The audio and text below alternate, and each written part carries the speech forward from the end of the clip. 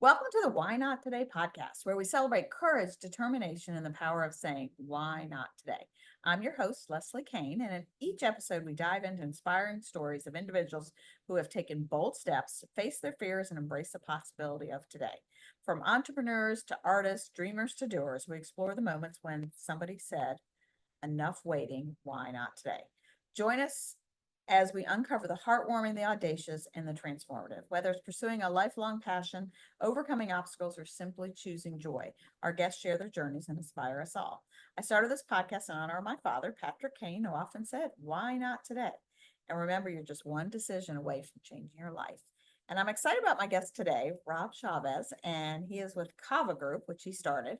And I always talk about where we met and connected. I don't even remember when I first met you. I think somebody just said, I need to know you. And this was years ago. Hmm. Um, and you live like a stone's throw away from me. And I see you walking your dog and connected. And you had a podcast. I don't know if you're still doing it that I was on. Long time ago.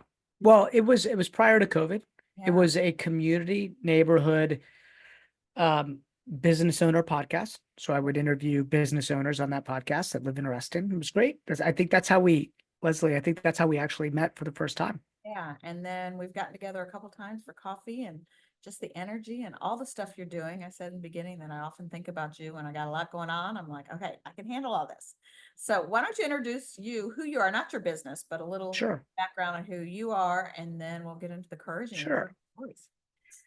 So Rob Chavez, I'm a husband, proud husband of 23 years, proud dad of a 22-year-old little baby girl, Mhm. um, son of a diplomat, grew up outside of the United States. The majority of my, childhood, I didn't come to the States until I was 15. Remember coming here to the US for the first time. I think I was 15. I was like, wow, it wasn't the first time, but it was the first time that we were like going to live for an extended period of time that I can remember.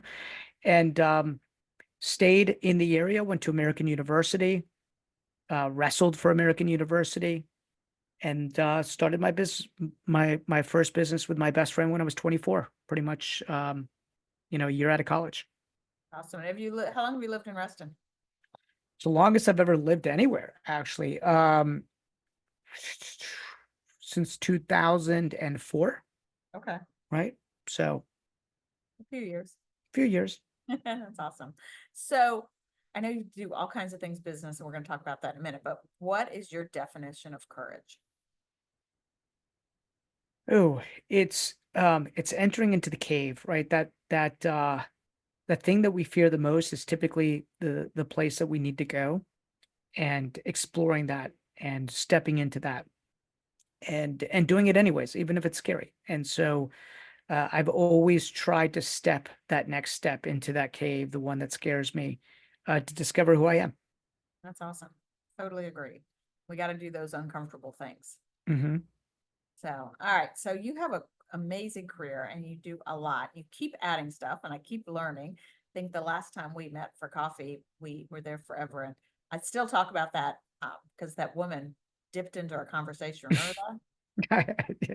And later She I was found out, interested in the conversation. yeah, later I found out she's a little, I don't know, interesting, as somebody said. Oh, sure. But yeah, she was literally dipping into our entire conversation. But I guess we are having such a great conversation. She wanted to be part of it. Hmm. So you have a real estate team, and I think you said your company is CAZA, Kaza. CAZA, right? Um, So CAZA actually means, that's an interesting place to go. When we first started, my wife and I started that business. That was the summer of '05, and the business was called CAZA Properties. okay. And casa is kind of a play on words a little bit. Casa in Spanish. That's how it's pronounced, casa. In Spanish with an S means house. But with a Z, it means to hunt, right? And our business at the time was a home buying business. And we have a home buying division today. So the literal translation was um, to hunt for houses, right? Casa properties meant to hunt for houses. And since then, it's really evolved into the pursuit of, right? The pursuit of a bigger life, the pursuit of your dreams, the pursuit of goals, the pursuit of the impact that you want to make. And I remember when I was landing on a name, it was actually my dad that came up with that name. And I was like, Dad, like people aren't gonna get it, right? And he's like, listen, you're an international kid. This is an international brand. And and so we rolled with it. And it's worked out well for us. Bright red letters, CAZA, bold. I think Love the it. first time I started noticing was your moving truck, Yes. which was Yes. a great kind of thing. So let's go to the beginning. So were you always in real estate? How did you get into this? What were you doing? How did you Yeah. go from American University to having 10 different businesses under this entity? Yeah. So I worked for a very successful business owner while I was in college. His name is Alan Meltzer, is very well known in the DC metro market, Okay. The in real estate insurance, agent or, no, insurance and financial services. okay.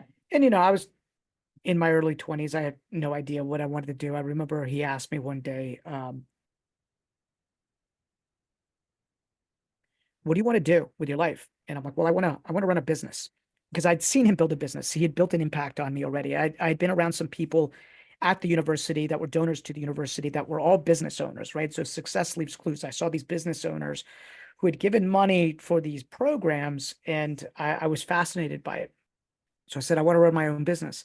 He said, well, that's great. What do you want to do now? And I'm like, well, I don't know. And he's like, well, come work for me. So I went to go work for him. Um, in his life insurance, I'm sorry, his health insurance division. So group health insurance, Okay. helping companies shop their group health insurance, right? And that was my first exposure to clients, account management, having to work a job, right? Type of environment. But he took really great care of me, and I learned by watching him, and he was really the kind of the first imprint of what a business owner entrepreneur looked like in my life. And then around that time, my best friend had started um, in the recruiting industry. And one day we had a conversation. He said, Rob, I'm thinking of leaving the company that I'm at to go start a recruiting company, placing salespeople for technology companies. And I remember just saying, if you start that, I'll join you. Right. I'll join you. Like was working with, it would be the opportunity to work with my best friend. Do We you didn't have remember anything, but where you were in the scenario around that conversation? You obviously remember the conversation. yeah. Well, we were meeting at like a Panera or something like that. Right. It was like a I little call those coffee shop. I call those why not today moments. Like it's a pivotal moment in your life that totally changed the trajectory. And you remember where you were, who you were with. Oh, I just remember they don't even exist anymore. Oh, it was like, Boston Market, Oh, Boston Market, yeah, one of right? those chicken One of places. those. Yeah, okay. There was a Boston Market, and it just came to me, right? And I remember having the conversation, and I caught him off guard a little bit because, he didn't have any intention to have a business partner. And here I am asking him to be a business partner in a business I have no idea how to run, right? And I Your have no parents own experience in. their own business or at any point, or they always work for somebody? What's that? Did your parents, were they entrepreneurs or do they always work for? No, for this thing from entrepreneurs. They were, my mom's an artist. Which, I think that's probably a very entrepreneurial, right? My mom was an artist and Very she did creative. do art, very creative. My dad worked for the State Department, Okay. but from the perspective that they were nomads, right? Like that's very entrepreneurial. Like you move every 2 or 3 years, and you've got to set up shop and you've got to make friends, and everywhere we went, we would how like a home was a big deal, right? We'd have to go find a house, we'd have to make it a home, live in there for 2 or 3 years. So like from that perspective, they were. I mean, I remember from an early age, my mom and dad having us work on houses. And most of them were like rentals. We would always leave the rental in better condition than we got it. Right. Um, because the government kind of paid for your housing everywhere. Hmm. All right. So you went from, so you were going to join your friend. Did you quit your job right away or did you? Pretty much quit my job. I remember when I had to go into this mentor who I love and adore, where I was at his house. Like I would get to his house at 4:30 in the morning. Like this was the imprint, hardcore. Get to his house at 4:30 in the morning. I'd work out with him from 4:30 to 5:30.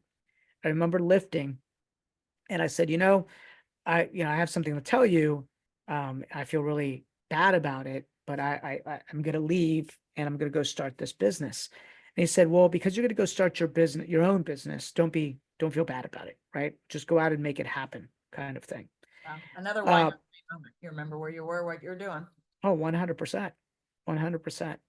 And so we did, we went out, we started this business without any training, any clue, any mentorship, anything. But we didn't have a lot of, we weren't married. We didn't have kids. We didn't have any responsibility. And we worked out of a one bedroom, his one bedroom room in a little townhouse in Maryfield. He Wow. lived with two other girls. One had the basement, one had one of the bedrooms upstairs, and he had the other bedroom. And we had a fax machine, and that was our office. Wow. Amazing where we start and where we finish are so different. Yeah, that was our office. It was great, right? So then how'd you get into the real estate world? Well, I ran that business with him through the dot-com boom, bust, So were you and all the way to successful? 2005, right? Okay. So for 7 years, I did that. It was a very successful business. It's still operational today. It's called CMI, Career Management Incorporated. He's done a phenomenal job. But there was something fundamentally flawed in that business that I didn't love. Every month you start at zero, just like agents do, right? Like you're only as good as your next placement. And so what happened was I didn't like that idea. I was like, wouldn't it be nice if I did something one time and got paid forever?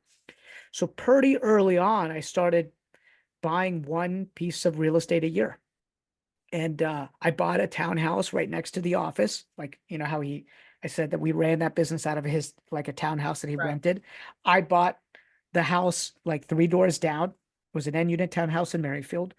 I house hacked it. So I lived in the basement and I rented out the rooms, and my roommates paid 90% of my mortgage. And I was like, I want to do more of this. And so every year I bought I bought another house. Um, we went through the dot-com crash. So I learned during that time what it was like to make a lot of money and then make no money at all. And by All that your eggs in time, one basket. yeah, by that time I had bought a single family home in McLean on a 1/4 acre lot. My wife was pregnant with our baby girl, and 2002, the year she was born, remember we had 9/11, 2001, the tech market was imploding. By 2002, it was like literally like somebody turned off the spigot, right? Somebody turned off the spigot to that business.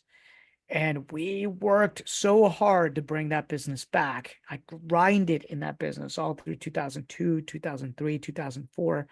And all along, I kept buying real estate. And that's what kind of kept us alive, to be honest with you, Leslie. Like if I needed an additional 60 or $70,000, I'd sell an asset, or I'd sell a property, and it would fill the hole that I was experiencing in that other business. Right. And so by '05, I had fallen in love with real estate. And I just turned to my business partner and said, hey, I'm still productive, but my brain is not here any longer. Buy me out. And we worked out an arrangement, which was pennies on the dollar, right? I didn't make any money on that sale. But it was okay. I was off to my next adventure. And he was my best friend then and my best friend today. Picked up all your lessons hopefully on the way, and Yeah, it was great. It's great. I learned how to sell. I learned how to sell in that business. that's awesome. And probably you learned more how to sell when things were not good.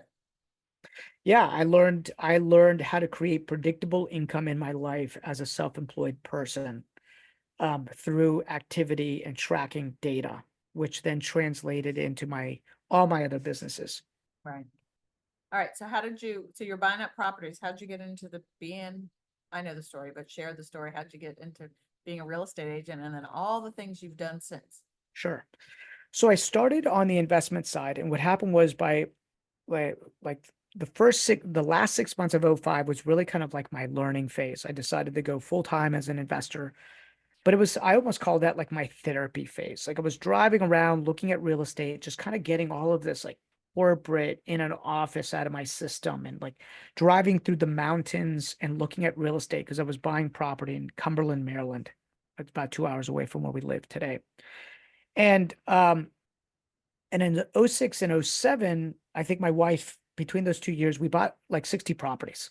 Oh, wow. And we bought 60, we fixed them up, we sold them to investors turnkey. And before we knew it, we had 300 properties under management, managing third party. Like, I'd say maybe like 10% of those were ours, but then the others were other investors. So that was like my learning phase. It was like getting a PhD and like what not to do. We made a ton of mistakes. We did a lot of stuff right. We did a lot of stuff wrong.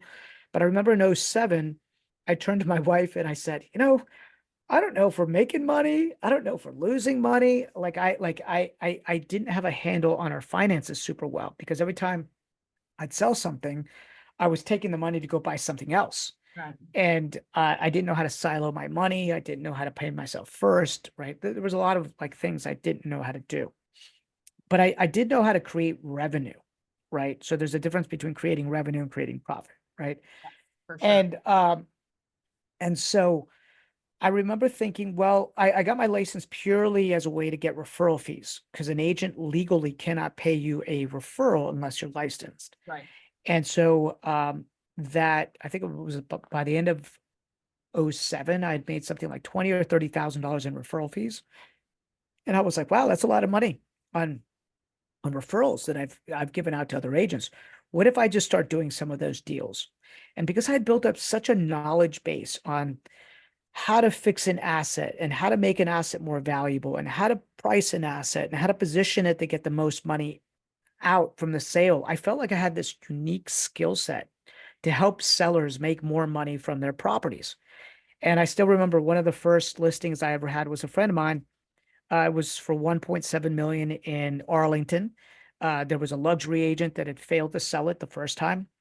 Remember in '07, like the market started sliding a bit. Right. I ran the analysis and I looked at how they positioned it and I sold it 30 days later. I made a really big commission. I got to work with a friend of mine. I got to sell luxury real estate and I didn't have to travel 2 hours to do it. Right. And I remember thinking, oh, I need to do more of this, Mhm. right? Because my original intent of getting into investing was not to create more earned income, was to buy rental properties. So I realized that I could create a cash machine, an agent machine, right? Like being a fix and flipper or a wholesaler or an agent, it's all the same business. It's just, you're doing a service and you're getting paid. But true wealth comes from buying assets and owning those over time or building a business that becomes an asset. And so I said, well, what if I reduce my risk? We were about to enter into 2008, which was crazy. What if I reduce my risk and I just focus more on the agent business? And that year in 2008, even though I said that, everything was 50% off. If you remember in '08, right? Like drive every sign in the yard was a foreclosure, short sale. So I just started dollar cost averaging rentals. Like I would buy one a month and none of it was with my own money, by the way. I had developed relationships and friendships with people that had some money. And so I did the work, they put up the money, and we just accumulated a portfolio of properties, which we still own today, which are all paid for free and clear. And I look back and say, man, that was the smartest thing I've ever done. I didn't do enough of it. I should have done more, right? But I'm blessed for what we did do. But during the course of that, I started working with a lot more builders and investors and developers and playing the agent game as an agent that just knew a lot about investments. And I fell in love with the agent game and realized I could build a business as an agent that is a I could run it like a business as opposed to like a self-employed agent. Most agents you meet are just do-it-yourselfers. When really if you build it like a business, it can operate with a mission, visions, values, beliefs, system, and it can operate like a business. And so for the next 10 years after that, from 2007 really to 2017, I was what you would call or maybe 2016, I was an owner operator. So I would both sell and be the owner. And by around 2018, I learned how to scale out of it as an owner. I mean, as a producer, and operate it just like an owner. And I realized that I could actually open up other offices. And so since 2018 to today has really just been an evolution of me opening up offices. All that are all what I Offices, would other teams.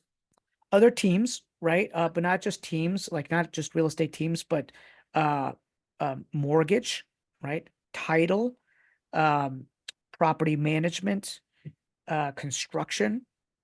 So you might have seen some of our construction companies around. You know, the story of Bro Vineyards, I do not. Paul Mm-mm, Bro, mm-mm, very mm-mm. similar. So Paul Bro owns or owned real estate company in Outer Banks. Mm. Remember the one it was called.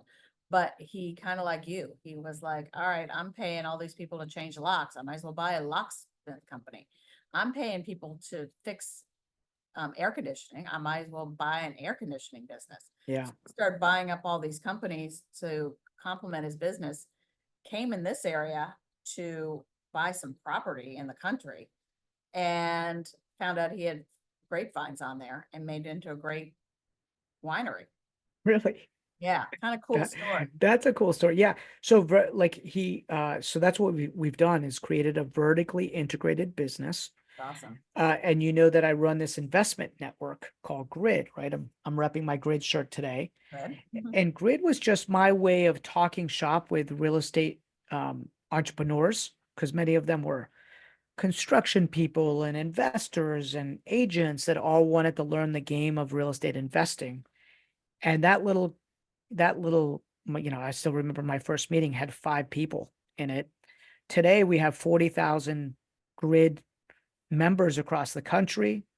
We have 40 locations that are led by other leaders, right? That host meetups that all pay us a licensing fee for our playbook.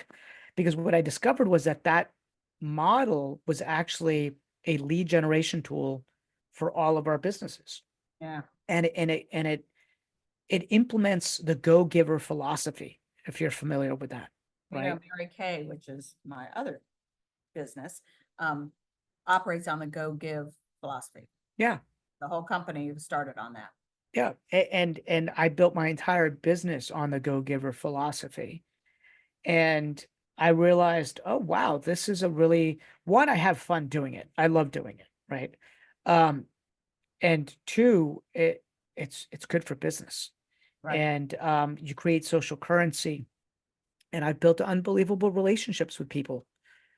Just hosting these like I host one monthly event, and it's all like there's typically a topic of some kind of investment topic that we discuss, and it's great.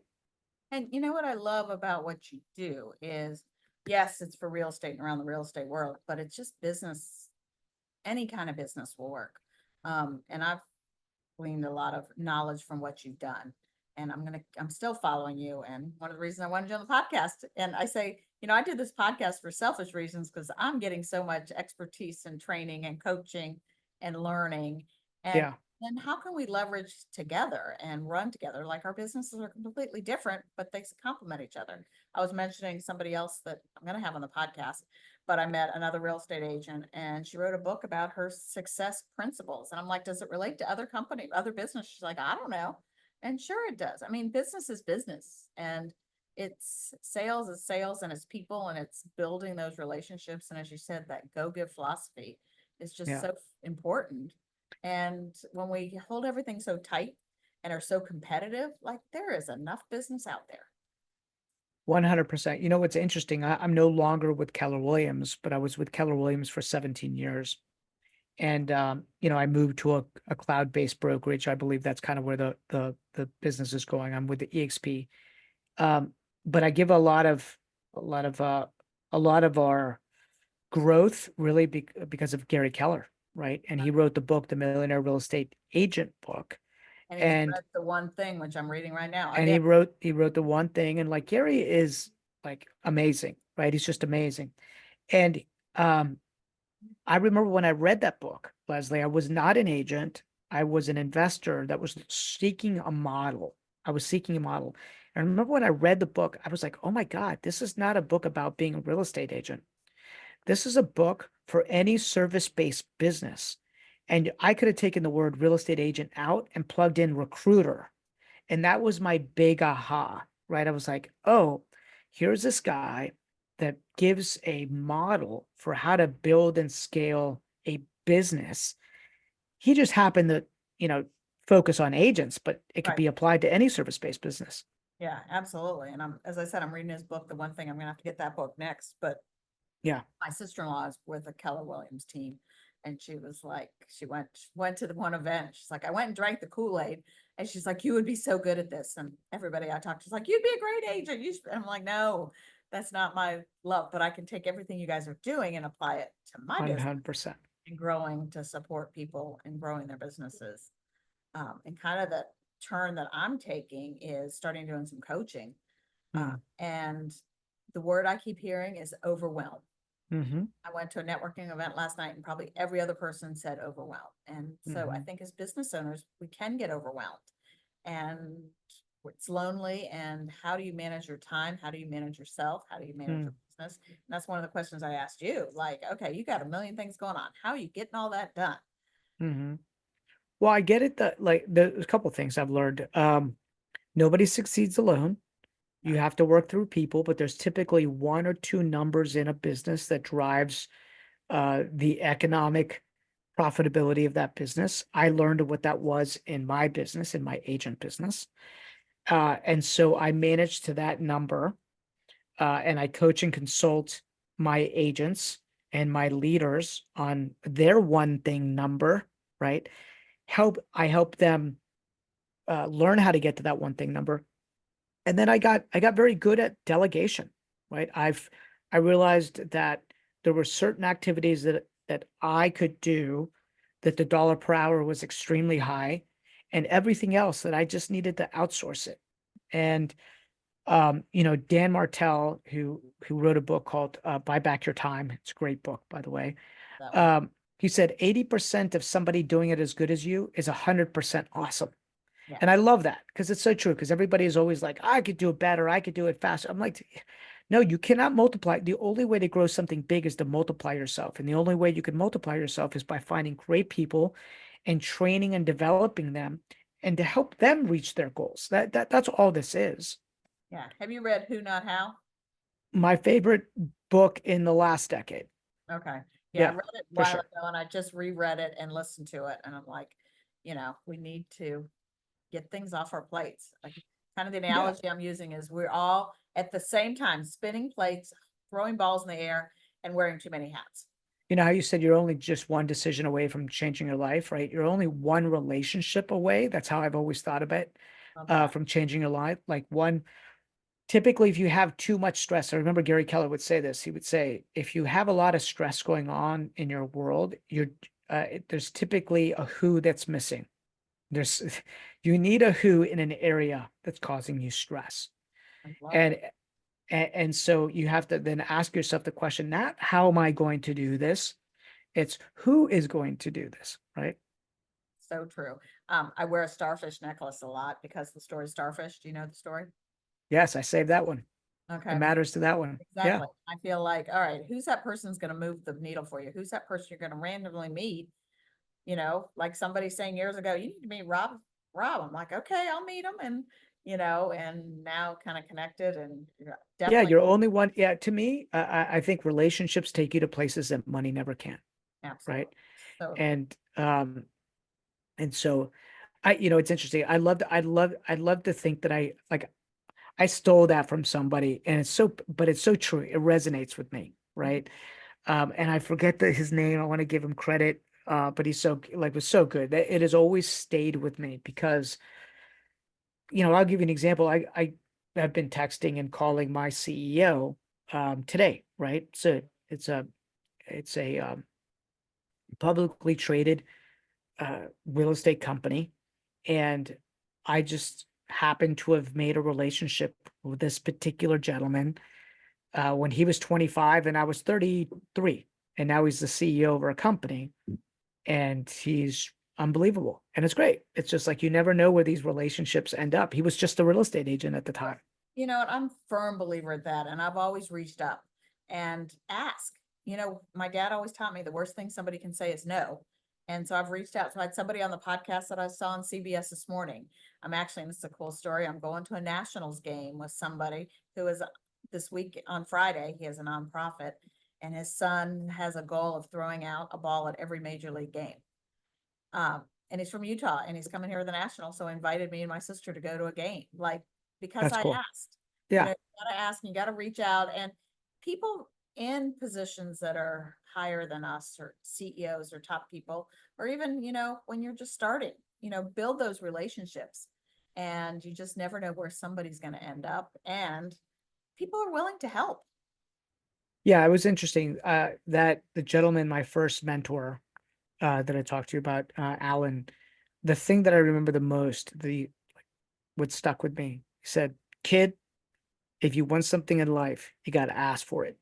So true. I was like, And, okay. people want to serve. I'm reading another book. I don't know if you've read The Breakthrough Code. Mm-mm, Really mm-mm. good one, but it's just a story of this young man not doing too well, and somebody's mentoring him. But everybody in the book that he meets, that's this mentor hooks him up with to talk to, everybody asks, how can I serve you? Yeah, Go yeah, from it's that great. mentality. It may take a little of your time, but giving, you get so much back, and somebody else is going to give to you, and it all works out. It does. Yeah. So, well, we could talk forever and ever, but I try to keep these around 30 minutes. So how, Rob, would you encourage somebody else to say why not today, to start a business? I know when we talked the other day, or whenever we talked, you talked about a neighbor that wanted to do a business. You're like, just go start the LLC now. Like, don't wait, do it today. What would Yeah, you encourage somebody else? I think that whenever you have a thought or an inkling or a suspicion or a hunch, or like, that is the universe telling you, like, you need to explore that. That's that itch you need to scratch. And the way to actually do it is by just taking action on it. And uh every I really believe that if you're paying attention, that the world is telling you what that next step should be, and you just need to take it. But so many people start over analyzing it and start tearing it down, and why won't it work? And uh I always tell my little sister, my sister's a thinker, right? And I always tell her, one of the things that I think the reason why I've been able to build things is because I don't overthink them. I just do it, and I make lots of mistakes, and I'm okay with making mistakes because that's how you actually learn. So you got to be okay with making mistakes. Don't worry about being foolish. I've made 1,000. Like, the only way to truly learn is to make a mistake.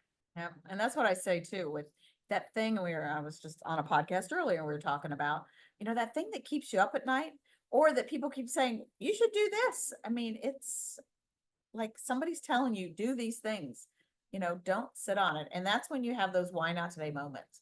Remember where you were. And it's like, all right, I need to do this, and don't wait. And none of us start here and finish here. We finish all over here. And, you and I are both growing and changing and expanding businesses, and who knows where we're going to end up. Oh yeah. And by the way, I think, and I've always gotten the sense uh about this from you, right? Like, when you actually just enjoy it, you realize you enjoy the game.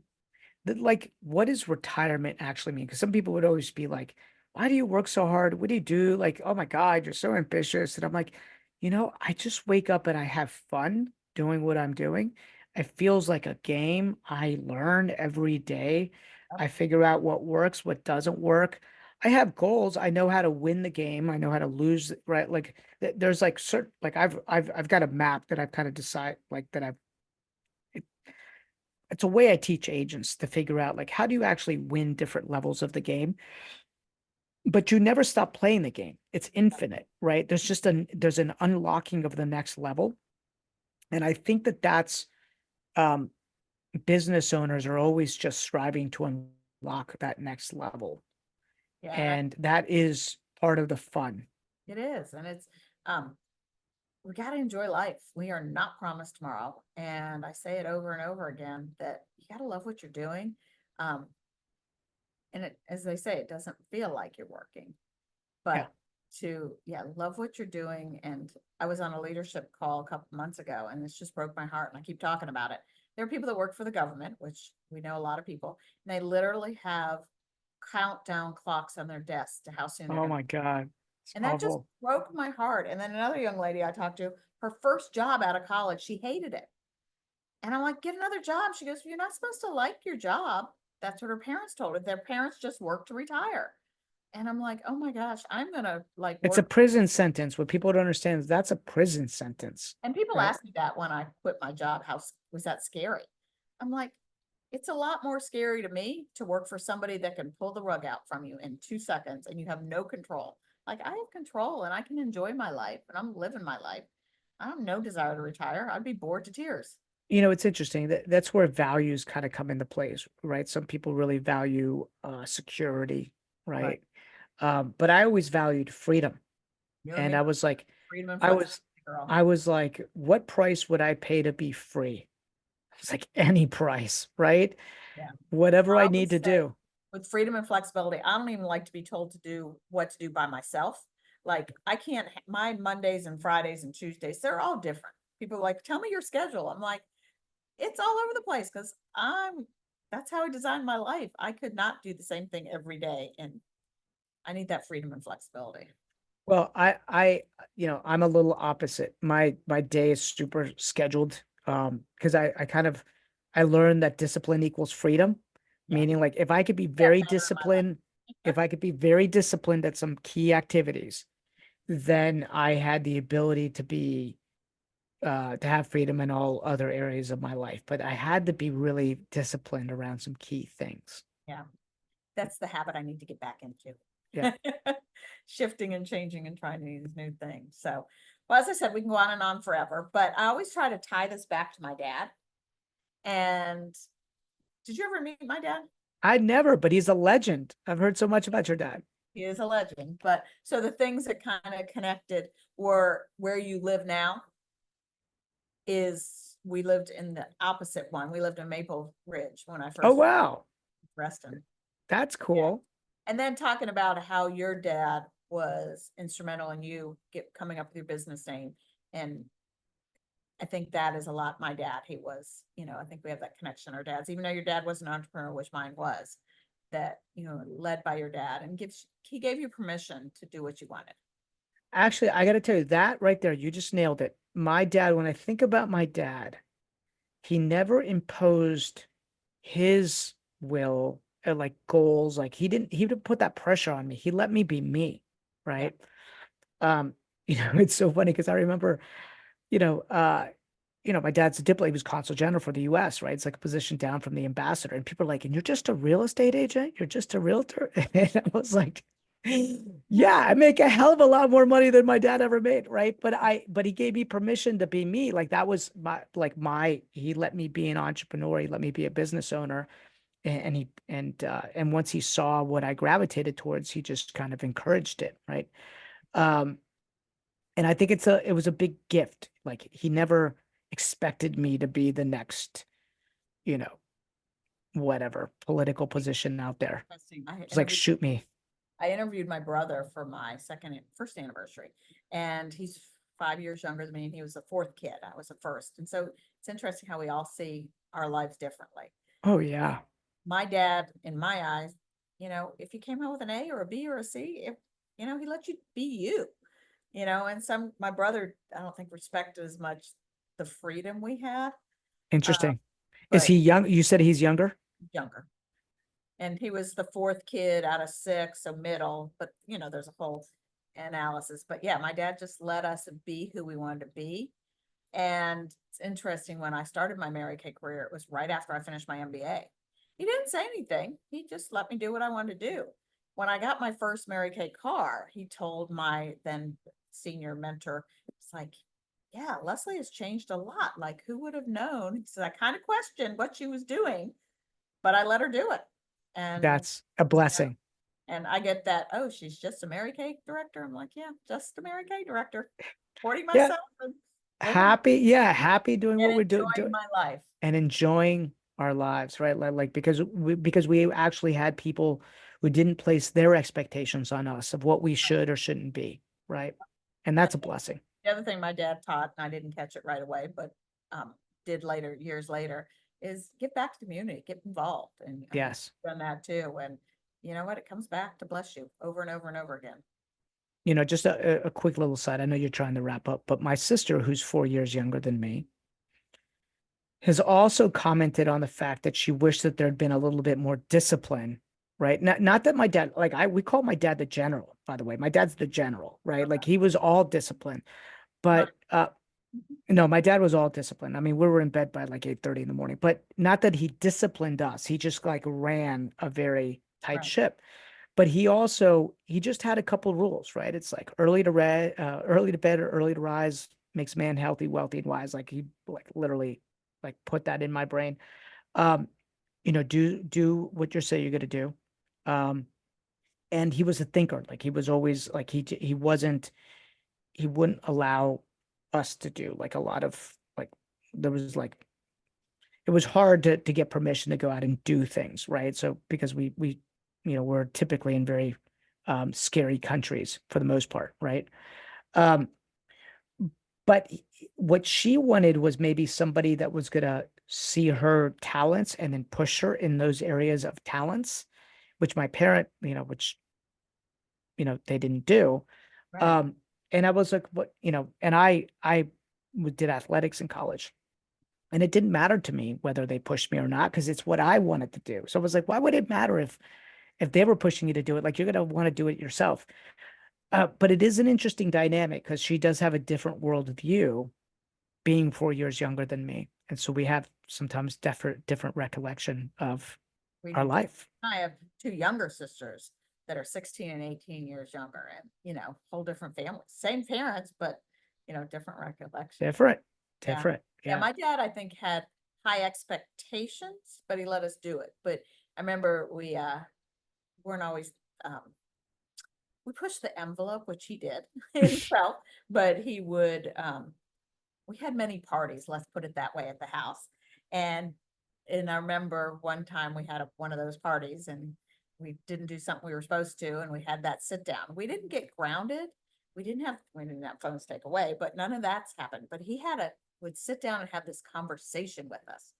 You know, I'm disappointed in you. And I remember at one instance we were sitting there and my sister had a friend that got grounded all the time.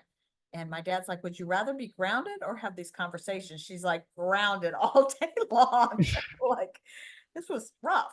But yeah, he had high expectations. And it's Mm. interesting, what we learned from our parents and to Yeah. back. And that's why I love doing this podcast and referencing my dad. And people knew who he was, and he made people think, and he asked lots of questions, and he was a big thinker. Like I have people that say he thought way ahead of where we even are today. That's awesome. Very creative, like both of us. So It sounds amazing. yes, well, thank you again for being here, and thank you everybody for joining us on this inspiring story. Remember, every day is an opportunity to take actions, chase your dreams, and make a difference. So why not today? And you can find out everything you want about the Why Not Today podcast at whynottodaypodcast.com. I'm adding some new things. We have a Why Not Today's Connects luncheon once a month in Reston, Virginia, if you're local. But then I'm also starting some coaching in some courses to help people give them permission to start and to help with that overwhelm. So I'm going to share all Rob's contact information in the show notes. So again, thank you for joining us, and make sure you share the podcast, like the podcast, tell your friends about it, and follow us at Why Not Today. And remember, say why not today. So thanks, Rob. Thank you.